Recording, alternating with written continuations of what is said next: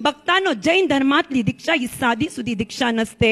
अगदी हाताने आपल्या केसांचं लोच करावं लागतं, राख घेऊन केस उपटावे लागतात, अनवाणी चालावं लागतं, भिक्षा देईल ते खावं लागतं, 6:30 नंतर पाणी सुद्धा ग्रहण करता येत नाही. अगदी त्या कठीण मार्गावर त्यांना जायचं होतं, परंतु फक्त आई वडिलांच्या इच्छा खातीर वर्धमानांनी लग्न केलं. त्यांच्या पत्नीचं नाव यशोदा होतं. त्यांना एक मुलगी झाली, तिचं नाव प्रियदर्शना होतं.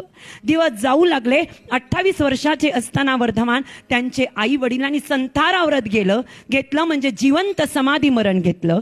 आणि जेव्हा त्यांची समाधी झाली, संतारा व्रत झालं, तेव्हा वर्धमानचा वैराग्य भाव वाढू लागला. कारण की आई वडील हे आई वडील असतात आणि त्यांच्यासारखं प्रेम जगामध्ये कोणी देऊ शकत नाही. भक्तांनो, आज आपण बघतोय जागोजागी वृद्धाश्रम निर्माण होत आहेत आणि ते वर्धमान होते फक्त आई वडिलांच्या इच्छा खातीर. त्यांनी लग्न केलं होतं, राज्यकारभार सांभाळला होता. 28 वर्षाचे असताना वर्धमान आपल्या मोठ्या भाऊ नंदीवर्धनकडे गेले आणि म्हणाले, दादा मला आता दीक्षा घ्यायची आहे, माझं मन संसारात रमत नाहीये.